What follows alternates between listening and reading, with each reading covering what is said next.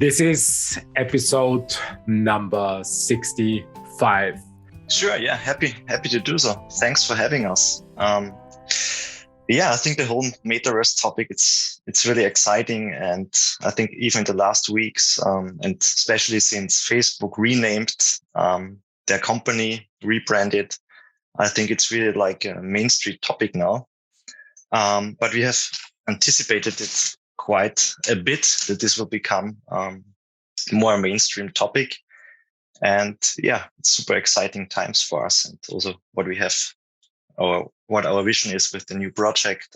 Happy to tell you a bit more about this. The sixth installment of the year in review recording.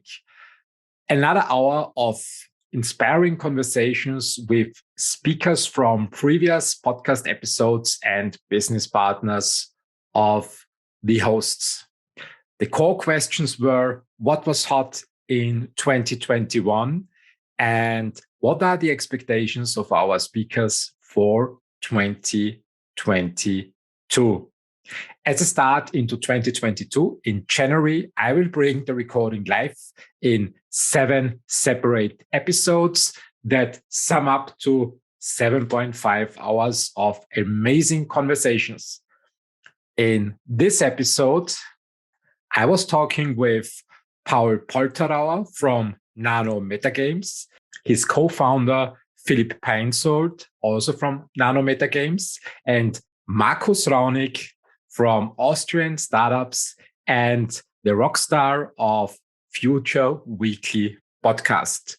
We were talking about NFTs, the Metaverse, what NanoMetaGames is, use cases for NFT, the Austrian Entrepreneurship Week, from morning Moonshots to Future Weekly, and how the Apple and Spotify podcast algorithms work. Enjoy the show. Let's move on to the next speakers. We have now the gamers, I guess, Astrid. We have exactly, yes. No, so the whole podcast started today a little bit, with the blockchain theme and Web3 and all that. And we spoke just very briefly about NFTs. But yes, apart from institutional players really entering this crypto space, 2021 has surely been sort of the year of the NFT. So very briefly, just NFT stands for non-fungible tokens. So these are unique tokens, can be tied to a digital file, such as, photos or videos. And this year we've really seen artists, singers, fashion brands are all entering the NFT space and and selling sort of the unique digital objects. We've just recently had the news a few days ago that Nike was buying a digital fashion studio, RTFTK, to also sort of expand on their own metaverse opportunity. And they have actually been one of the first fashion brands to actually file sort of a blockchain-based patent already years ago, before metaverse was already a topic. So it will be quite interesting to see what those guys are also developing. And next to this, blockchain-based games started to come up more frequently in this space, offering new ways to sort of earn income or incentivize players to earn. So I'm really excited to have today Phil and Paul from NanoMetaGames here with us and sort of sharing your view of how you experienced what you've been working on. So tell us a little bit about that. Sure, yeah, happy to do so. Thanks for having us. I think the whole Metaverse topic, it's really exciting. And I think even the last weeks, and especially since Facebook renamed their company, rebranded, I think it's really like a mainstream topic now. But we have anticipated it quite a bit that this will become more mainstream topic. And yeah, it's super exciting times for us, and also what we have, or what our vision is with the new project. Happy to tell you a bit more about this. So any question right away? So I will just introduce. This whole NFT hype has started with profile pics. I don't know how most of the listeners here into NFTs and crypto, but this has been the non-fungible token hype, where you just collect basically profile pics and they are like stored in the blockchain. And what people would do then, show their profile pics on Twitter, on Discord, and just where they would like to present themselves, but they present their real ownership. So it's not just a pic, but they have the ownership on the blockchain with that. And we've seen a lot of hype going on with these profile pictures. Just if you think about CryptoPunks or Bored Apes. Yeah, so this was the hype, I would say, early this year. And the next, I think, logical step is that people would not only like to express themselves like on a Twitter account or with a profile pic, but the next logical step for me, and I think a lot of people would agree, is that you put also this ownership into games, because especially the younger generation, and even myself, spent a lot of time in video games and online. And this would be just a natural way to express yourself. But it's like not just having a copy of something, but really you own something and you can use this identity. Basically, in the future, I would see it wherever you like. And the vision you can sum up, it's basically like the movie Ready Player One. I mean, this is a bit the direction where we are heading. And yeah, I think our project is part of that. So just in a few sentences, what are we doing? We created the MetaNanos project. You can collect their avatars, and then you can join play to earn games, which basically means those avatars have stats, so speed, stamina, and so on. So they're not only looking cool, but they have some stats. And according to this, you can participate in races. And if your your avatar is good, you can really earn money with that. So there's a buy-in. 10 people would be allowed to take part in the race. And then this would be generated like with also some random facts, a random generator. And then the best 3, for example, will win the whole pot. So actually, if you have a good NFT, a good avatar, you can make money with that. And that's also a very interesting approach, I would say, because it combines like the investing topic also with gamification and gaming. And you do not play this game actively. You don't have to steer. It's basically just it's calculated on the stats of your avatar. That would be the. What was your motivation actually for creating such a game? The motivation. I mean, we entered the blockchain space actively already in 2017. Back then, we created the first cryptocurrency in Austria and did the first regulated ICO, probably in the whole European Union. And already back then, we were very much into gaming. We created an esports betting platform based on smart contracts with HeroCoin. The platform was called herosphere.gg. And basically, a lot of people liked the project because they were saying like gaming is the future of blockchain, and gaming will also be the entry to main adoption for the blockchain, because except financing and investing, there was not so much out there. But back then, for me, how this will happen was very blurry. Everybody had the vision, yeah, gaming will be the mass adoption thing for crypto and blockchain. But now the difference is, now I think the way to that is very clear, how this will play out, how this can function. So it's already 4 years gone. And we want to be just on the forefront of this, because I think this will really change industries, and especially the gaming industry and also a lot of other industries in the end. And we just want to be part of this exciting movement. I think that's the main. It's a thrilling and exciting idea, and yeah, we want to proactively build this landscape and shape it. And can you tell us a little bit more about your gameplay? So you mentioned you have these races that you can race. So can you tell us a little bit more about how the NFTs are actually integrated, or what challenges you're facing there? Yeah, sure. I would just let also Philipp speak a bit. I talked already a lot. Yeah, of course, I can do. I mean, it's all a little bit under disclosure because we just started. We went live a week ago with our website, metananos.com, and with all our social channels.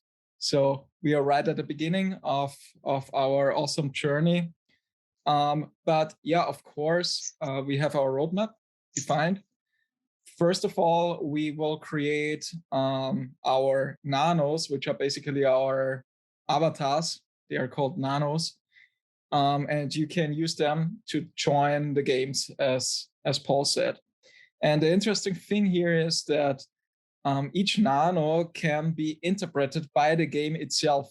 So the nano has, you could say, a kind of character, like, as Paul said, different statistics, even some hidden powers, and so on. And each game can interpret this differently, which means that a nano can be good in one game, but bad in a different one. But generally said, a nano with really good stats is the foundation for success in any game. So the really good nanos will be really in the front in all the games. And from the gameplay perspective, generally we will mix a little bit the game development. We will do it in Unity with blockchain technology, which means that you buy into this game and buy into a slot directly with a smart contract system. But the game itself is calculated on game servers, and then if the game is finished, all the results are transferred back to the smart contract system, which then handles all the payout and so on. So it's a combined system of gaming servers, smart contracts, and basically our NFTs, the nanos. Sounds exciting. So what are your plans for 2022 for the game, or when will it be ready for playing? Yeah, if you're interested into this in detail, then I would advise to go to the homepage, to the website there. The roadmap makes it very clear. But to give you an overview, in early Q1, we start with so-called alpha passes, which is your ticket to early access to the nanos drop. Why do we do this? Because we see in the space that often it's pretty hard for investors, for enthusiasts to come into such a project, right? Because often there's such a hype, and this ends up in gas wars during the mint, and you mostly have never a chance to get it. We invented kind of very fair and interesting process to get those alpha passes, and it will be a little bit different, but this will be revealed on our social channels in the near future. And after the alpha pass drop, we start our nanos drop in late Q1. And in parallel, we already starting our game development, which means that the first alpha version should be ready in summer somewhere next year, which is already pretty cool, because then you can really play with your nanos and test them there. And there's one missing part maybe which I need to explain, which makes this all a little bit more unique, I would say, because you're not just using your avatar, your nano for the games, you also equip your nanos with different NFTs, which means there could be, for example, a dragon race as game where your nano rides a dragon, and the dragon is also an NFT. So you combine your avatar NFT with your equipment NFT to participate in a game. And the combination of those two NFTs gives you strength, weaknesses, power, whatever in the game. And this is a very nice feature of this whole universe in MetaNanos. That sounds exciting. I mean, will it also be possible to have sort of tournaments with other nanos that, for example, that you can sort of play for the NFTs of someone else, so that you say like, okay, I win now a race and now I get your dragon maybe, or something like that? This would be really mean, I would say, if you can steal the avatar of another user. This is not planned actually, but for people who want to do this, maybe we will implement such a feature one day. But normally it should be more like, you win, you have a buy-in. If you win the race, you get more out. If you're not willing to raise, you lose your buy-in. That's probably more likely to be the approach. However, that having said, this is our like the first showcase of the system, and the broader view, of course, is to make this avatar, because as far as we can tell now, the community really likes those avatars. We spend a lot of time like in the design and how they look in 3D. That you can use this avatar not only in our games, but we try to build them bridges and connections to like the biggest metaverses already out there, so that you can represent in the end, maybe in Sandbox, Decentraland, and so on, to use this avatar even in other platforms. And for the game development part, we will also create APIs that also other game developers, whoever likes, even the community, could create mini games where you can use this avatar. So we will create the showcases, but in the end, where this whole thing goes is not decided yet, and will be also a lot impacted by the community. I have one question. I mean, the reason why I didn't buy Bitcoin in 2011 was that I missed the game. I read I can buy a token, and my first question was, in which game can I use them? And the answer was, in no game. There is no game. And finally, the games are coming to the market 10 to 11 years later, which is a great thing. And I was a passionate gamer myself. I try to be more serious these days, except a little bit of Clash Royale. What I'm interested in is this digital space. Is one question. Do you think it will be possible in future to move items between games, not games designed for blockchain technology, but also traditional games, like, for example, Clash Royale, that I can use your avatars in Clash Royale, or Call of Duty, for example, that I can bring avatars from Call of Duty to your game, and also move items around from one game to the other. Is this a possibility, or are we too far away from these days? First of all, I really appreciate that you're playing Clash Royale. It's a really good game, and I'm up Absolutely. I'm up for a challenge if you fancy. Challenge accepted. Super. Do it right after the call. No, but I think this is really possible. I mean, this is obviously a few years in the future, but I think more and more traditional game developers and companies will enter this space. And when they enter, they will try to connect to the community. So this is really likely that the bigger, let's say, crypto projects, NFT projects, get then crossovers, links. There will be APIs. I've heard today that Adidas, for example, is planning to do something with the Bored Ape Yacht Club. So this is already happening. I mean, small pieces, but I think the overall vision will be that we see a lot of these AAA games and traditional game developers, and even outside the gaming world, will try to connect to this community, and there will be some crossovers, as you said. I'm pretty sure that one day you can use your Bored Ape or even our Meta Nanos in really like Clash Royale. Maybe, yeah, why not? I mean, I just imagine your nanos in a game of Call of Duty running around with guns. This is a part that I always missed. I mean, when I think, for example, golf, local golf club, yeah, the local hero. I think you can even sell the clubs of a hero that won a tournament with that, just in a local community.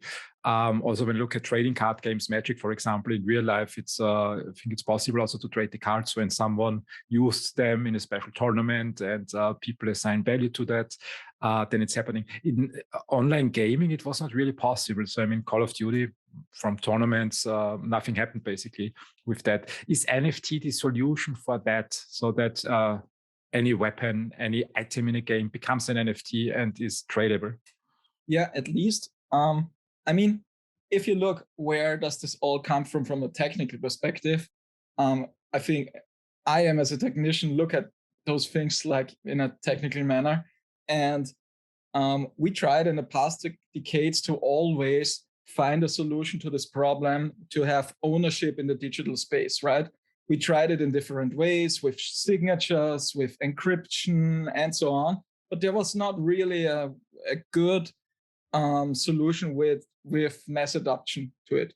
So now this NFT space, this brings the new possibility to give a normal guy, really simple, with just a wallet, the ownership of a digital item.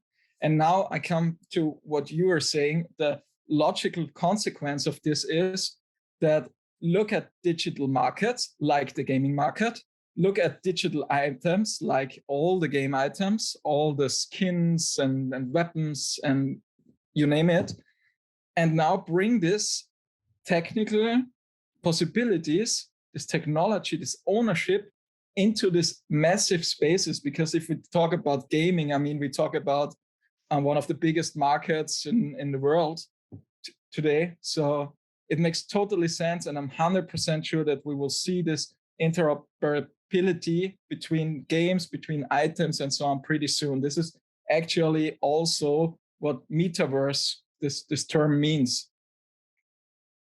Yeah, and I think a lot of people would add that we need blockchain education, that people would get it, how it works, what it is.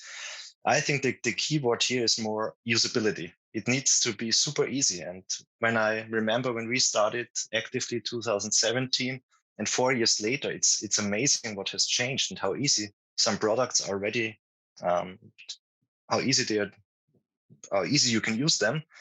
If the progress goes like that, then we have all the amazing advantages that Philipp mentioned, but it's just as easy as any other product. Then it's then we are set up for something huge. Let help me to understand a little bit the NFT space better. So let's stay at this educational level, basic educational level. When I think back 20 years ago, when I bought books, for example, for my studies or just for recreational purposes, I think the price was 8, 9, 10 euros. And when I finished the book, I could sell it pretty easy to friends or family and get some money back. When I look at Kindle, for example, I mean, I buy a copy, it's similar in price than the physical copy. I get the digital version delivered on my mobile phone or the Kindle app or a physical Kindle. But as far as I know, I can't sell it. So I have it, I have a license, I can use it, but that's it. There's no secondary market attached to that.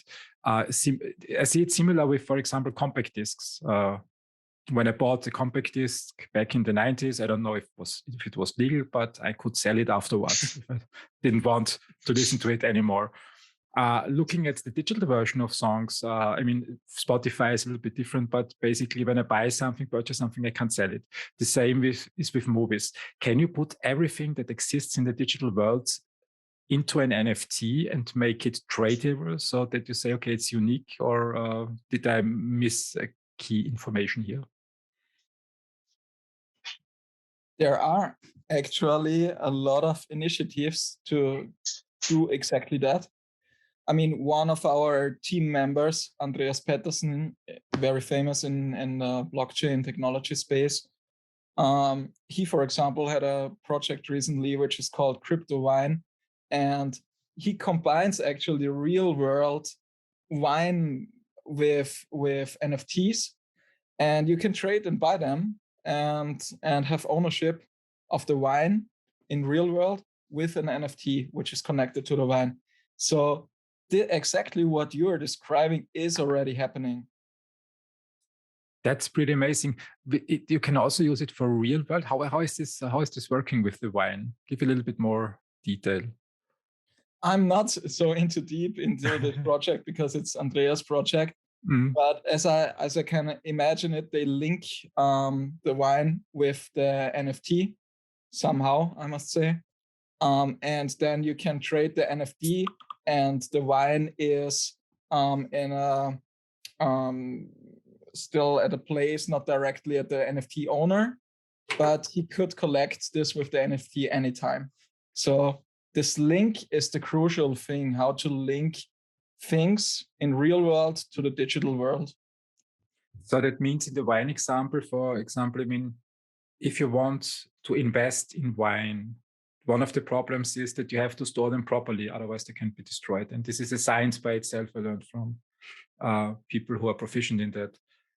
So the NFT solves that problem. Basically, it's linked to the wine. It's stored in a facility which guarantees that it's stored properly, and you can trade then the NFT. Exactly. You have immediately access to a marketplace where you can sell it anytime without sending the wine to the buyer. Astrid, what's your perspective on that for real world applications? No, I mean, we have seen some interesting ideas among projects that they want to build sort of digital environments or digital shops where you can basically also enter a space. And on the one hand, it's this classical NFT art that you could sort of display there and buy. But that there are also ideas to actually combine it with the sort of traditional Web 2 world where you see digital representations of the real world items, and sort of then you could buy, for example, the NFT of a shirt together with the real item, and that would then also be linked through sort of a web shop integration where you can have them both. Exactly. So you can have the shirt in the digital world, but you actually also get it sent in the real world. And I think that could be some interesting applications there in the future. Especially sort of in this kind of digital fashion space, where you can also see that brands are entering this space more and more. Initially, they were actually doing this just to get some more brand exposure. But these days, it's really to get sort of another business model out of it. Sort of have the digital fashion. Sometimes it's also connected to the real life world. And this actually makes the NFT actually more valuable. So we have that also, for example, with one NFT artist called Tom Sachs, where he also has these rocket NFTs, but there are also real rockets that he then sort of like sends up into the air or, stores in museums that are also associated to that NFT, and that has made the NFTs itself also more valuable. So there's some really interesting application and ideas around this space. Maybe also to add on that, a funny fact, don't forget about the other way around, right? Because currently there are different initiatives to bring NFTs to the analog world, right? So there are companies right now which are spinning up. They do like a 3D print of your digital NFT. So it's not just a one direction thing. They really are interconnected already, and all the NFT enthusiasts out there, they also want to have this experience to have something physical in their hands still. So yeah, I think we will see this movement growing in the next year. And I think it will. Sorry, no, go ahead. No worries. No, I think also one thing to highlight also around the NFT space is though that there's still a lot of legal challenges around it as well. So, for example, there's also been recently this case around Miramax and Tarantino, where he also wants to sort of sell parts of his script as NFTs, and then there's also a discussion around copyright or what does an NFT really represent? Is it because it's new, that we are used to having, as you said, Christian, you had the CD, it was physical, it was used, and you give it away. But now you have the digital sphere, and it's sort of new also to lawyers. How do you assess sort of a used digital good, for example? But I see Matthias also wants to say. Yes, a bit of a different approach and different history in mind when I look at NFTs. So because they are not novel, they're nothing new. So if we look at the history of cryptocurrencies, this was very early introduced already in the age of Bitcoin. When we look at colored coins, the concept of colored coins is from 2012, and essentially the traces of NFTs can be looked up back then in this idea of colored coins. So there's a lot of interesting aspects, in my opinion, to NFTs, because Bitcoin is also called non-fungible, if you remember, because there's the different aspects of Bitcoin that make not a Bitcoin being exchangeable to another Bitcoin because of the whole transaction history of it being linked to it. So I'm particularly interested in NFTs as well, but more from the technical concept of it. So I see a lot of potential in in different things, which is beyond gaming and which is beyond the original scope that is gaming now, which is obviously a hype field. And I see that you guys are really super excited also about the project, which is also exciting to see and which is great. I think though that looking at NFTs, we should look at the broader scope. So if you know ENFs, for example, Ethereum naming system, in my opinion, is a very tangible and very useful context for NFTs, which is domains. So domains are something which shouldn't be fungible. And at the same time, I see a lot of interesting projects which are outside of the gaming space where this becomes relevant. So data, for example, or anything that shouldn't be or can't be really fungible by nature. So while I like the hype about the gaming and this aspect, I also want to emphasize that NFTs can be used for so much more than for, you know, like trading and for game characters and avatars.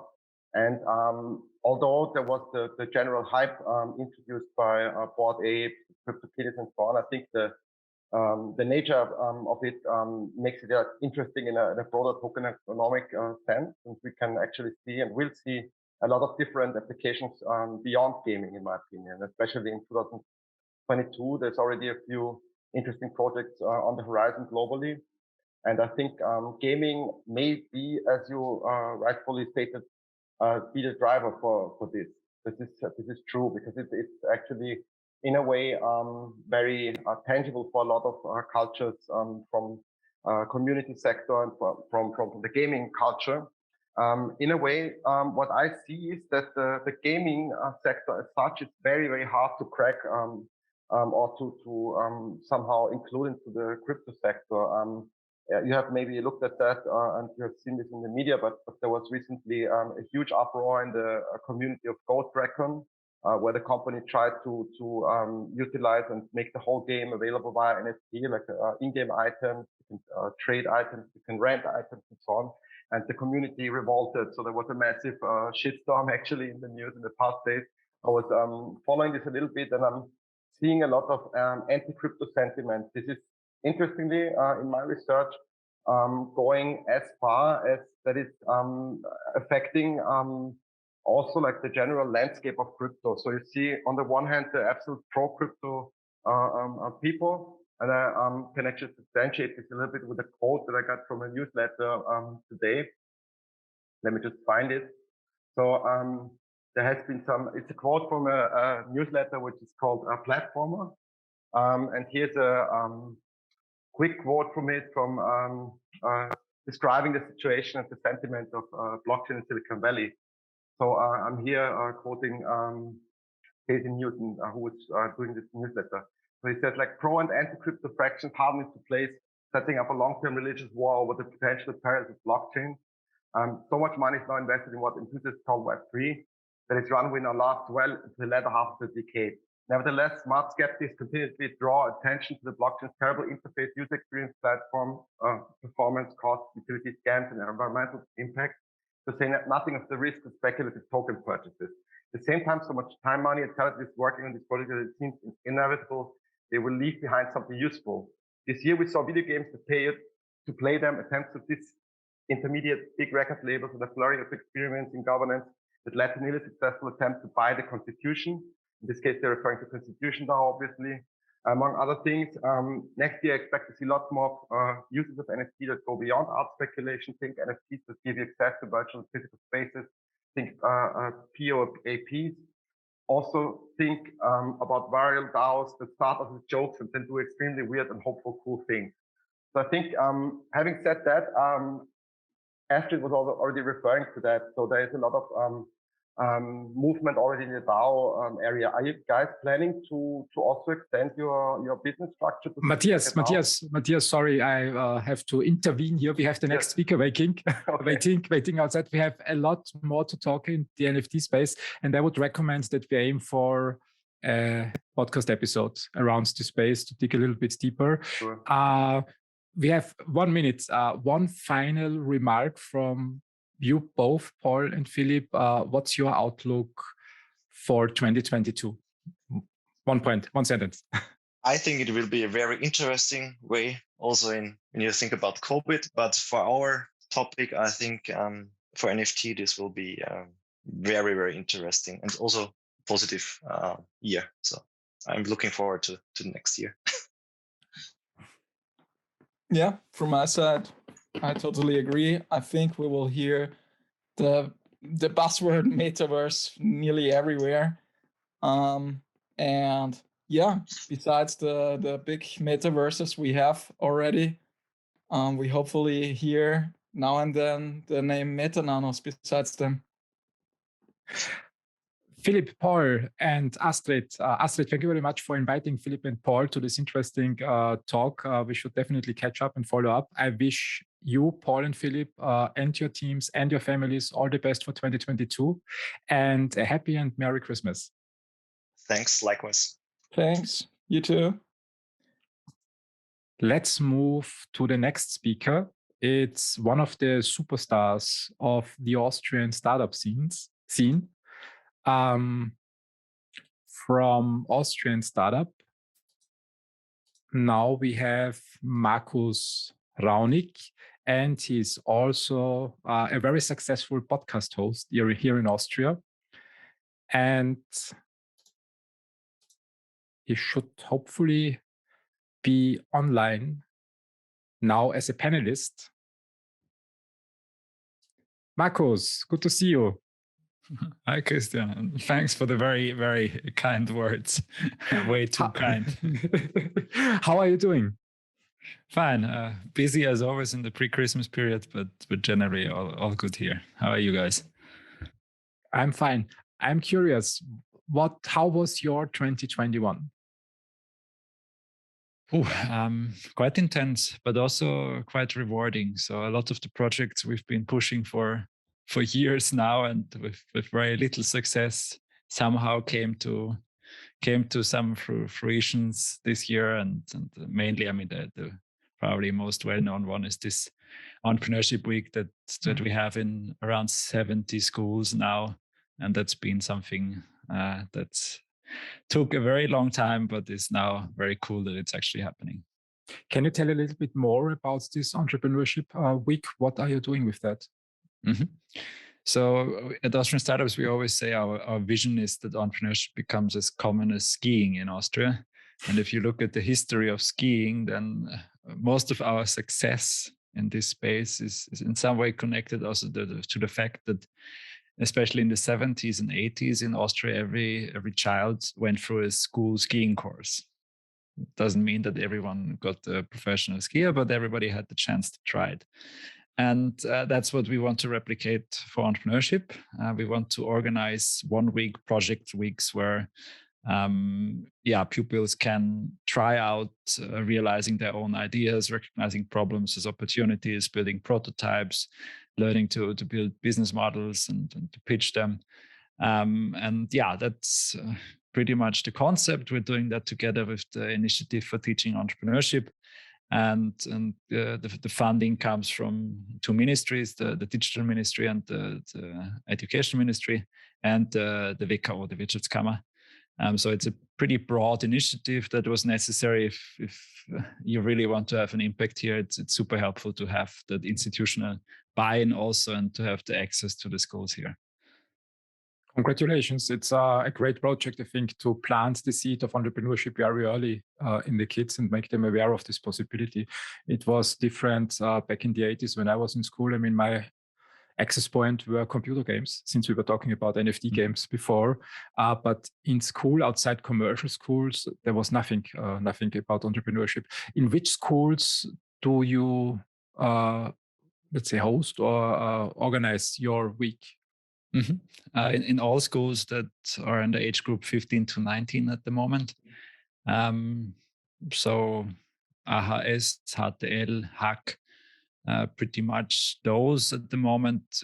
We're also thinking about going towards Lehrberufe also, so to get Lehrlinge in there. And we're also thinking about going to younger people, so to the Unterstufe, so the 10 to 14-year-olds, where we also believe there's already a lot of potential. And you have a second project where I got to know you. It's your podcast. So I think it wasn't the original name Moonshots, I guess, if I remember it right. Yes. And then you changed the name, but I always forget it. What is the name of your podcast? The podcast now is called Future Weekly. And yes, we started as Morning Moonshots, but we got actually a copyright copyright sue because of it. So we had to change it. Can titles be copyrighted of podcasts? Yeah, I mean, I think if we really would have pushed it through to a legal case, we probably would have come out on top, because I'm pretty skeptical that you can protect the word moonshot because it's too generic to be protected. Mm-hmm. But yes, that was pretty much the gist. And for us at the beginning, it was very much like, okay, let's not go there with all the hassle. I'm sure we find another good name, and that's how we came up with Future Weekly, which pretty much describes what we're doing. We're discussing on a weekly basis about the future, looking at actually current affairs, current happenings from an angle of the future, and that pretty much is it. Yeah. I'm curious to learn from your experience with podcasts. I think you have episode number 127 or something online currently. So it must be more than 2 years of podcasting. What is your experience with podcasts? What did you learn with that tool? Yeah, it was indeed a real learning experience for us, because we started it really as a try, because Daniel and me, we're both in the board of Austrian startups, and we had these weekly calls where we would just talk about things that are happening, and we would update ourselves and talk about the gossip, but also the interesting developments. And at some point, Daniel actually said, okay, why don't we just put that online somewhere? I'm sure there's value in for other people. And I was, to be honest, a bit skeptical that anybody would be interested in it. But it turned out that actually right from the beginning, we had a lot of interest in it, and very early also managed to rise in the Apple podcast charts, which indeed also helped us. So with Apple, it's very much the growth rates are the interesting part, how they manage their rankings. So being at the top of the rankings then helps you again find more listeners. And for me, it was really interesting how much of a close relationship you build with your listeners. Mm-hmm. So it's a very intense medium. That means that it really feels like you are having a constant dialogue with the hundreds of thousands of people that are listening to your podcast. And that's different to, I don't know, writing maybe a blog post somewhere, or having a short piece of content somewhere, which is much less in-depth. And with that, you really have the feeling that you can have an impact, because people take an hour of their time to listen to you. So that means there's a lot of possibilities to convince them to also shape what they are thinking. And for us, that really was visible in some elements also, I would say, in the political landscapes, where we discussed things in the podcast, and 2 weeks or a month afterwards, suddenly they appeared in the political discussion. And it became more and more apparent that just people were listening to us, and that's a way for us to influence proceedings also there. I agree with that. I think it's amazing how we can add value today, how we can, how simple it became to just record conversations and put it online, and somehow the information finds the right listener and adds value, as you say. I mean, when you hear them, your quotes or what you point out in political discussions, I think it's a huge success. Talking about success, what were the 3 successes with your podcast that stand out in your mind? That's a good question. I think one thing that I'm proud of is the continuity that we have in it. I think you really need that regularity in there, and that you keep doing it. And we have by now a really stable and very reliable base of listeners that I think is super valuable, and in that sense is a small community that has been a big success for us. We are also now building more and more this connection between this community and Austrian startups. So we set up a Discord channel a few weeks ago where we set it up for the Future Weekly community, but more and more also people from the broader Austrian startups community are getting in there and now discussing about finding co-founders or having certain marketing or tech questions. So I think it was also a good angle, a good wedge into this format of starting discussions where we, in the podcast, we give maybe the initial like an initial primer, but then actually the community takes this discussion further. And I think that is also a big success.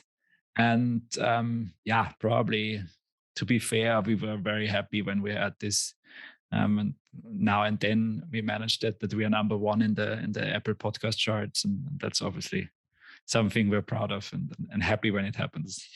Congratulations, huge success. I'm curious into the point that you mentioned around Apple podcast charts. You said that it helps to attract more listeners.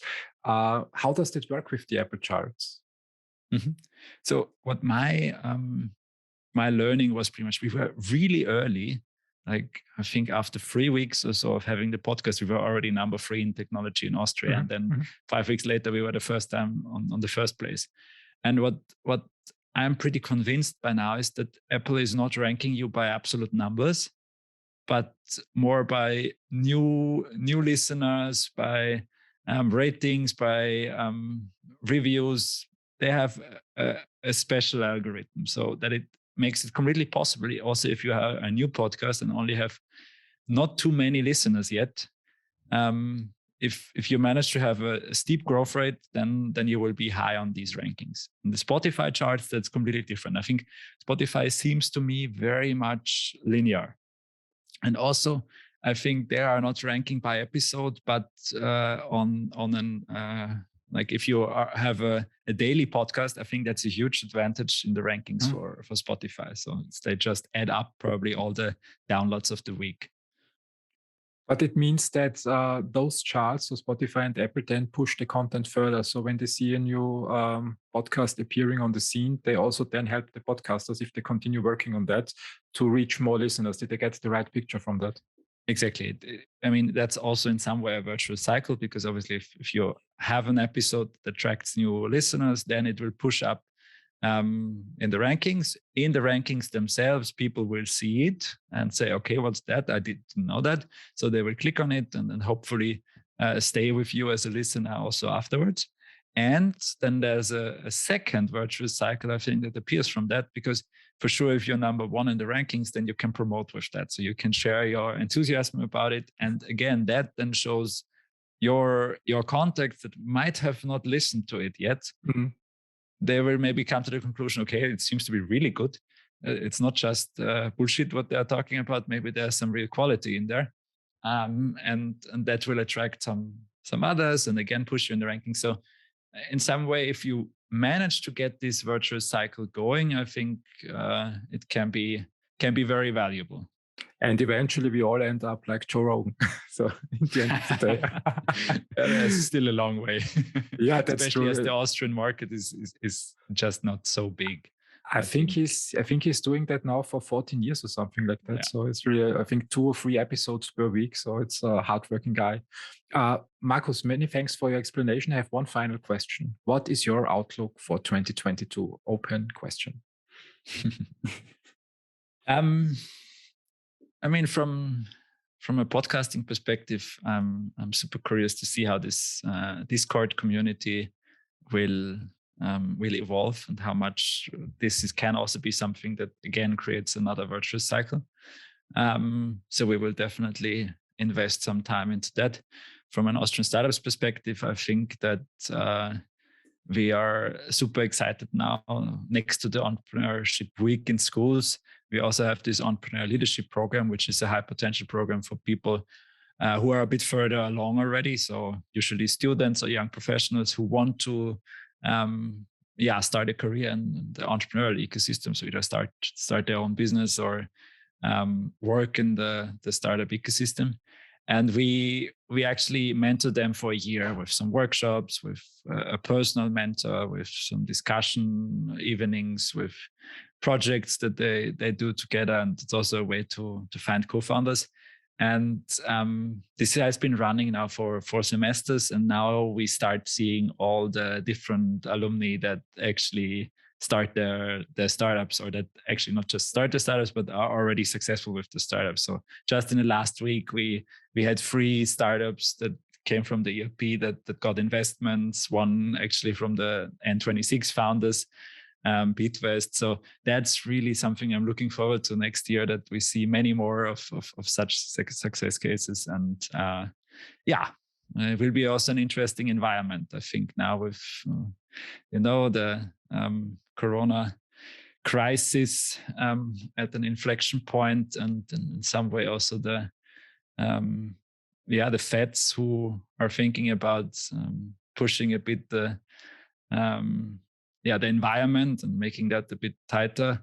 I think will be interesting how that also has an effect on the startup scene. So I have a feeling that we might also see a change in the macro environment, maybe starting in America and in Great Britain, but this will sooner or later also arrive in Europe, I believe. Yeah, I agree with that. Reversal to the mean would be great for normal life. So going a little bit back to normal would be helpful. Mm-hmm. Markus, thank you very much for being part of today's show. I wish you and Daniel all the best with your podcast and also with your other activities. And I hope we can catch up soon. All the best for 2022 and happy and Merry Christmas. Thanks for having me. Merry Christmas to you too. Bye. Thanks for listening. Please share the podcast and make sure you've subscribed. Have a great day.